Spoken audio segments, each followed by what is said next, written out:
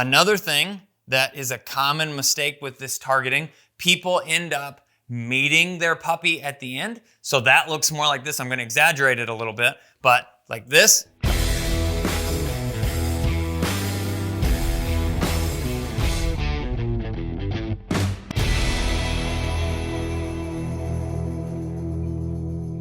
Hey everybody, Ethan here with Standing Stone, and I've got Clay, and we are ready for his next training session. First being, or formal training, or however you want to look at this.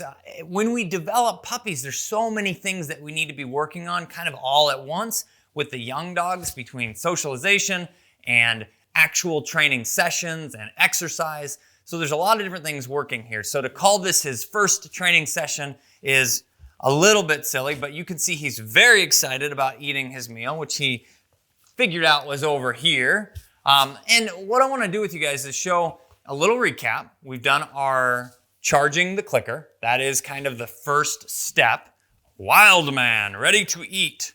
And then we're going to get ready to train here, okay? So I'll show you what that charging the clicker looks like. If you need to jump back and watch that first video so you can see it in its entirety, but I did 3 total charging the clicker sessions with Clay. This is what this kind of looks like, and you can tell, you can see that he's ready to eat, he's focused to eat, and kind of understands what this process is. This is charging the clicker. It's very simple. Eat the food.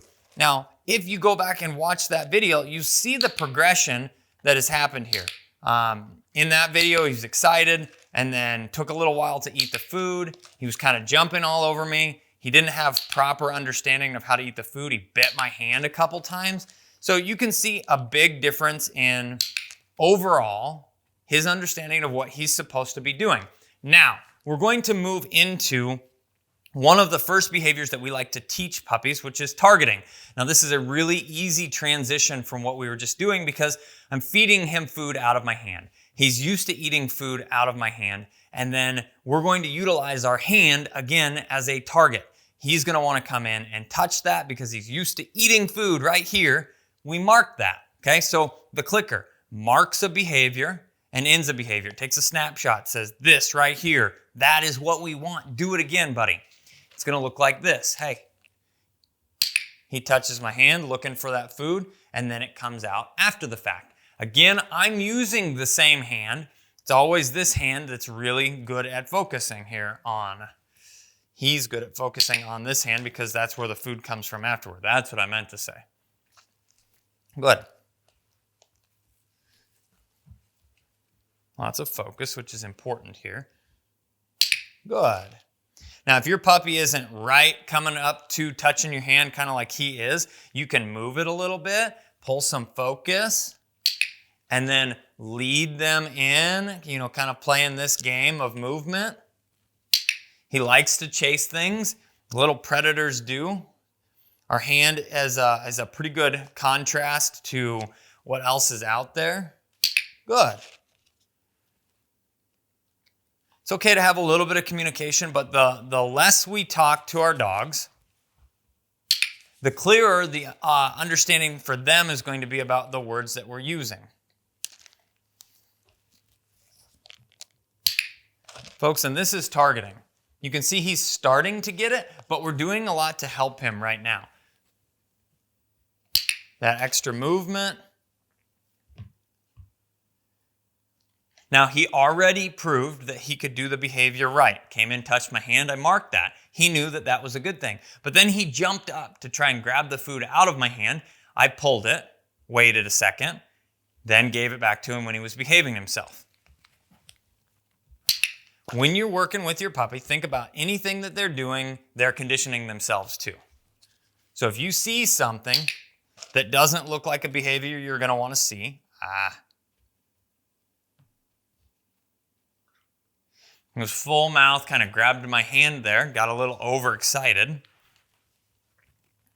So I waited.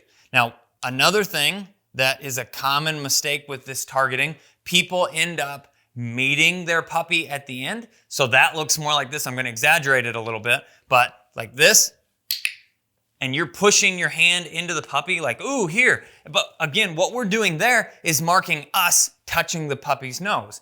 That's not the behavior he needs to learn. Think about moving it away.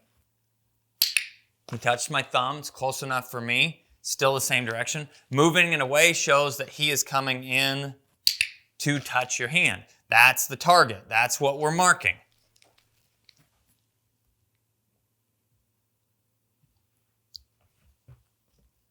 Good. That quick pop here is going to be an important part of this process. So the hand comes down. We should see a pretty quick response. If you don't, and you got to just see that with him, he kind of was like, I don't see any food in your hand, so he kind of went the other way, or looked at me. He was not focused on touching the target. I was able to just re-ask by moving my feet and then dropping my hand again.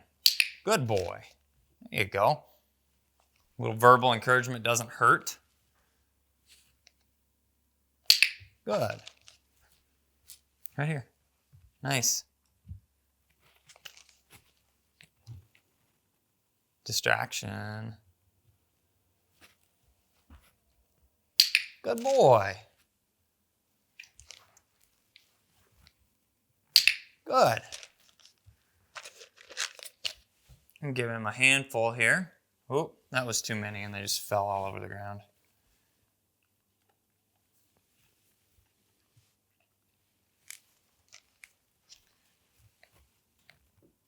Good boy.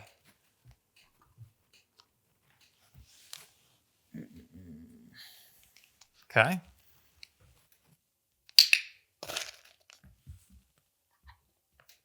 All right, and that, I believe, is a good number of reps for where he's at in training and the start of this process.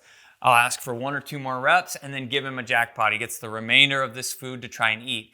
Now, just like we talked about before, once we pour this food in the bowl, we're gonna give him the opportunity to eat it for a few minutes, let's say 10 minutes of total time.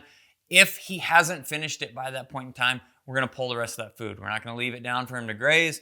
It's either gonna tell us that A, he's not focused enough about eating, he's getting too much food, or it could potentially tell you that there's something that might be going on. If he's not wanting to finish his food, if your puppy's not wanting to eat their food, you know, it's best to pay attention. If you feel like they're acting abnormal, reach out to your vet.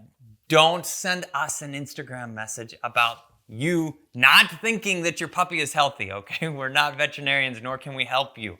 But giving specific times are going to be an important way to help develop a dog's ability to eat, which is going to be important for travel and adventures down the road.